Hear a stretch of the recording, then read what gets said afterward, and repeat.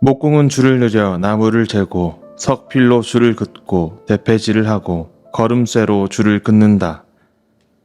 그렇게 해서 사람의 아름다운 모습을 따라 우상을 만들어 신전에 놓는다. 그는 용도에 따라 숲에서 백향목을 찍어 오기도 하고 삼나무와 상수리나무를 베어 오기도 한다.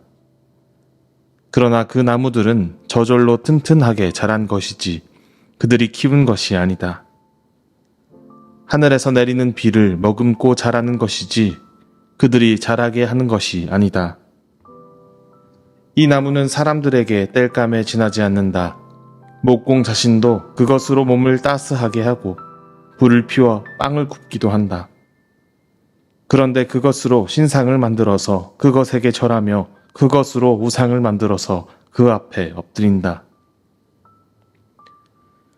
우상을 만드는 것과 꼭 같은 나무 반토막으로는 불을 피우고 그 불덩이 위에 고기를 구워 먹고 그것으로 배를 불리며 또 몸을 따스하게 하며 아, 불을 보니 따뜻하다 하고 말한다. 불을 떼고 남은 토막으로는 신상 곧 우상을 만들고 그 앞에 엎드려 숭배하고 그것에게 기도하며 나의 신이여 나를 구원하여 주십시오 하고 빈다. 백성이 알지도 못하고 깨닫지도 못하는 것은 그들의 눈이 가려져서 볼 수 없기 때문이며 마음이 어두워져서 깨달을 수 없기 때문이다. 그런 사람에게는 생각도 없고 지식도 없고 총명도 없다.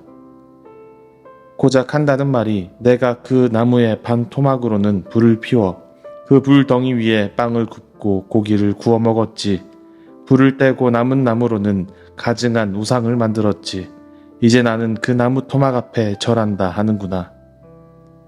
타고 남은 재로나 배를 채우려는 자들. 그들은 어리석은 마음에 미혹되어서 도움마저 받지 못한다. 손에 쥐고 있는 우상이 참 신이 아니라는 것을 받아들이려 하지 않는다.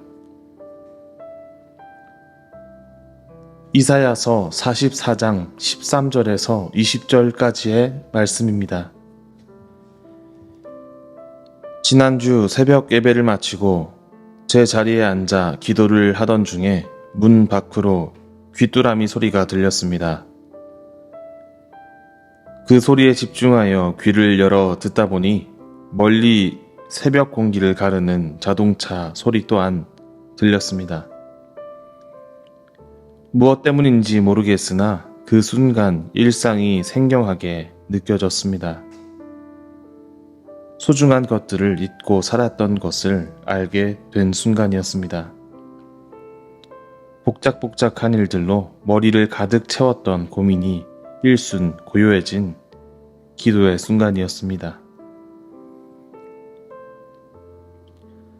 불현듯 소중한 것을 다시 깨닫게 되는 경험, 이 같은 경험은 저만의 경험이 아닐 것이라고 생각합니다. 소중하기에 가까이 둔 순간부터 가까움은 익숙함이 되고 익숙함은 일상이, 일상은 관성이, 관성은 다시 지루함이 되어 소중한 것을 어느새 지루한 것으로 여기게 되는 그런 아이러니를 살아가는 것이 우리 삶의 일반이니까요. 그러다 아이들의 눈을 생각하다 보면 그들의 눈에는 지루할 만한 것이 없을 것 같습니다. 관성이 생길 만한 시간도 익숙한 일상을 곱씹을 여유도 없이 새로운 세상을 새롭게 이해해야 하기 때문입니다. 아직 판단과 편견으로 가려지지 않은 그들의 시선을 지각하게 될 때면 천국이 어린아이와 같은 자들의 것이라는 그 말씀이 어쩌면 이런 시선을 가진 이들을 일컫는 것이 아닐까 생각해보게 됩니다. 그리 묻게 되지요. 어린아이와 같은 시선과 저 자신의 시선 사이에는 얼마나 큰 간극이 있을까 하고요. 여러분은 어떤 눈과 어떤 시선을 갖고 살아가십니까? 본문을 읽던 중에 떠올린 이 질문에 저는 아무렴 우리가 어떤 시선과 어떤 눈을 갖고 살아가던지 간에 본문에 기록된 이들과 같은 눈을 갖지 않으면 되지 하고 생각하게 됩니다. 본문 18절에서 소개된 백성은 눈이 가려진 사람들입니다. 눈이 가려진 까닭에 그들은 허상과 실체, 그림자와 실물을 알지 못하는 사람입니다. 우상 숭배를 조롱하는 오늘 말씀 본문에서는 우상을 만드는 자들이 모두 허망한 자들이라며 말씀을 시작하지요. 우상을 신이라고 증언하는 자들은 눈이 먼 사람들이며 무지하여 마침내 수치만 당하게 될 것이라고요. 본문에는 두 종류의 우상을 만드는 자들이 나옵니다. 하나는 숯불을 이용하여 모양을 만드는 철공이고 다른 하나는 나무를 이용하여 우상을 만드는 목공입니다. 그리고 본문은 목공의 일을 상세히 기록합니다. 그런데 참 이상한 일입니다. 13절에서는 목공이 공들여 만드는 우상이 결국 사람의 아름다운 모습을 따라 만들어졌다고 기록하기 때문입니다. 창세기의 한 장면과 기시감이 드는 장면이지요. 사람이 하나님의 형상을 따라 만들어졌다라는 말씀입니다. 아이를 낳으면 아이는 꼭 부모의 모습을 닮아가듯 만들어지는 것은 꼭 만드는 이의 모습을 닮아가는 것이죠. 우리 감리교에서는 사람이 하나님의 형상으로 만들어진 까닭으로 하나님과 같이 성화되어 갈 수 있다고 고백합니다.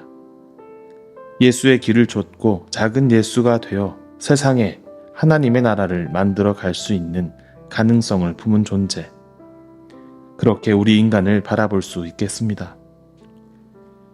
그렇다면 사람이 만드는 우상이란 어떤 존재인가요? 14절은 말합니다. 그는 용도에 따라 숲에서 백향목을 찍어오기도 하고 삼나무와 상수리나무를 베어오기도 한다. 그러나 그 나무들은 저절로 튼튼하게 자란 것이지 그들이 키운 것이 아니다. 하늘에서 내리는 비를 머금고 자라는 것이지 그들이 자라게 하는 것이 아니다. 그러나 우상에게는 아주 큰 한계가 있습니다. 바로 우상을 만드는 사람이 완전하지 않다는 한계입니다. 나무를 결코 만들지도 못하고 나무를 결코 키우지도 못하며 심지어 하늘에 내리는 비를 머금고 자라게 하는 것 또한 해낼 수 없습니다. 그러니 말하는 것이죠. 완전하지 못한 그들이 만든 우상이 어찌 완전하다고 할 수 있겠냐 하고요. 15절의 말씀과 같이 나무는 사람들에게 땔감에 지나지 않습니다. 나무는 나무일 뿐입니다. 누군가는 나무를 환경이라 평가할 수도 있고 누군가는 그로 먹을 수도 살 수도 있으니 감사의 이유라고 말할 수도 있겠습니다만 그러나 그뿐 나무는 신이 될 수 없습니다. 우상과 꽃 같은 나무 토막이 할 수 있는 일이란 겨우 불덩이에 타서 고기를 익히고 몸을 따뜻하게 하는 것뿐이기에 불을 떼고 남은 토막에 지나지 않는 나무 조각으로 우상을 만들고 그 앞에 엎드려 숭배하며 나의 신이여 나를 구원하여 주십시오 하고 비는 것은 참 우스운 일입니다. 나무 토막이 그를 잠시 따뜻하게 하고 잠시 배부르게 하는 것에 불과한 것을 스스로 증명한 이들에게는 더욱이 어리석은 일처럼 느껴집니다. 아이러니한 일입니다. 사리에 맞지 않는 일입니다. 이같이 어리석고 아이러니하며 사리에 맞지 않는 일을 그들이 바라는 것은 그들의 눈이 오로지 따뜻한 것과 배부르는 것에 가려진 까닭입니다. 따뜻한 것, 배부른 것은 쉽게 먹고 사는 일이라고 할 수 있겠습니다. 그리고 19절에서는 먹고 사는 일에 눈이 먼 사람들이 하는 말이 고작 이렇다고 설명합니다. 그런 사람에게는 생각도 없고 지식도 없고 청명도 없다. 고작 한다는 말이 내가 그 나무의 반토막으로는 불을 피워 그 불덩이 위에 빵을 굽고 고기를 구워 먹었지. 불을 떼고 남은 나무로는 가증한 우상을 만들었지. 이제 나는 그 나무 토막 앞에 절한다 하는구나. 미혹된 마음입니다. 먹고 사는 것이 무척 중요하다지만 그들을 신이라고 말하는 것은 삶을 얕게 만드는 일에 불과합니다.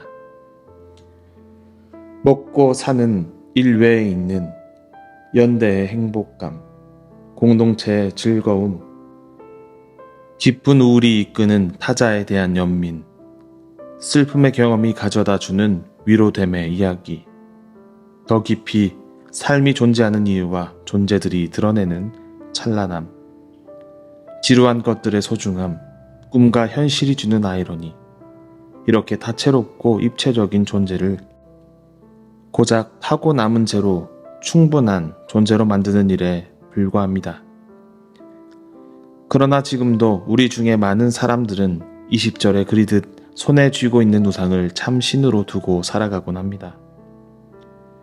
과거에 먹고 살게 하는 것이 나무로 비롯된 것이었다면 오늘을 먹고 살게 하는 것은 자본으로 비롯되는 것일 테니 본질적으로 오늘의 자본이 본문의 우상과 그리 다르지 않겠다 볼 수 있겠습니다. 혹시 우리가 그 일을 반복하지 않습니까? 어느새 우리가 행복을 위해 자본을 신으로 섬기지 않았습니까? 고작 한다는 말이 내가 그 자본의 반으로는 음식점에 들러 빵을 굽고 고기를 구워 먹었고 그러고 나는 이제 그 남은 자본 앞에 절한다 하는 것이 아니었습니까? 어느새 우리에게 수단은 목적이 되어버린 탓에 목적을 수단으로 바라보게 된 것은 아닙니까? 사실 본문이 이렇게까지 우상 숭배를 조롱하는 이유는 우상을 숭배하는 것이 허망하다는 것을 알리기 위함입니다.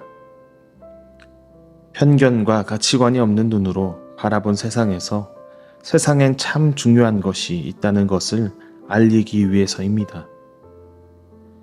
우리 눈에 가려진 것이 없는지 자신을 살펴보았으면 합니다. 우리에게 틈없이 새로운 세상을 새로 이해해야 할 어린아이와 같은 날것의 눈이 있는지 물어보았으면 합니다.